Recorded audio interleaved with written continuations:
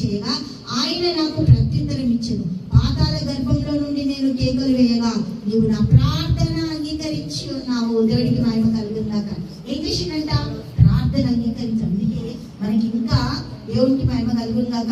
ఈ రోజు గడిచిపోయినా ఇంకా 30 రోజులు ఉన్నాయి కదా. దేవునికి స్తోత్రం. దయచేసి 30 రోజులు ప్రార్థన చేయండి. ప్రార్థన చాలా ఇంపార్టెంట్. నూతన సంవత్సరంలోనికి మనం అడుగు పెడుతున్నాం. ఆయన దయా కిరీటాన్ని మనము పొందుకోవాలి. దేవునికి మహిమ కలుగుందాక. హల్లెలూయా. 6వ వచనం చూద్దాం.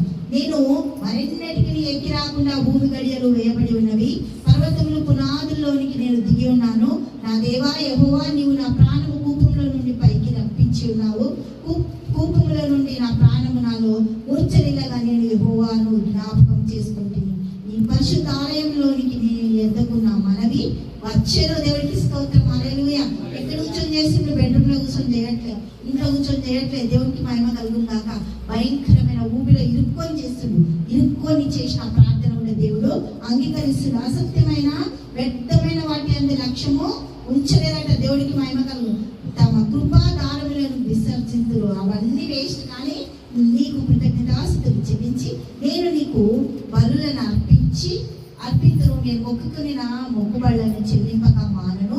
యెహోవా యొద్దనే రక్షణ దొరుకు అని ప్రార్థించను. అంతలో యెహోవా మత్స్యమునకు ఆజ్ఞ ఇయ్యగా అది యోనాను ఎలవిడగా కేసినట్టు. దేవుడికి స్తోత్రం. మన ప్రతి పరిస్థితిలో, ప్రతి బండకాలలో నుంచి దేవుడు మనల్ని సేఫ్ గా బయటికి తీసుకురావడానికి ప్రార్థన చాలా ముఖ్యం. దేవుడికి మహిమ కలుగుందాక. ప్రార్థించే గొప్ప ధన్యత దేవుడు మనందరికీ అనుగ్రహించిండు. మీరు చాలా ప్రార్థన జరిగించాలి. దేవుడికి మహిమ కలుగుందాక. హల్లెలూయా. తండ్రి యేసయ్యా, నీకు వందనాలు, స్తోత్రాలు. గొప్ప దేవ, అద్భుతకర, ఆశ్చర్యకర, నీకే స్తుతులు స్తోత్రాలు చెల్లిస్తున్నాం. ప్రతి కుటుంబాన్ని దీవించండి, ఆశీర్వదించండి. మీ దయ దయచి అన్ని రంగాల్లో ఆశీర్వదించండి. అబ్రాహాము సంతానంగా నిలబెట్టండి. నా తండ్రి నీ కృపను అనుగ్రహించండి ప్రభా. నా ప్రార్థన విన్నావు, ఏలియా ప్రార్థన విన్నావు, యోనా ప్రార్థన విన్నావు, హిజ్కియా ప్రార్థన విన్నావు ప్రభా. నీ ప్రార్థన ఎంత బలమైంది నా తండ్రి యేసయ్యా. నాయన చిగురింపలేని జీవితాలకు ప్రభా, ఓడిబారిన జీవితాలకు తండ్రి ఇంకేమీ లేదు, అయిపోయింది అనుకున్న దగ్గర నాయన చిగురు పెట్టి జీవింపజేసే దేవుడు నా తండ్రి. ప్రతి కుటుంబాన్ని దీవించు, ఆశీర్వదించు, నడిపించు తండ్రి. యేసు నామములో ప్రార్థిస్తున్నాము తండ్రి. ఆమేన్, ఆమేన్, ఆమేన్.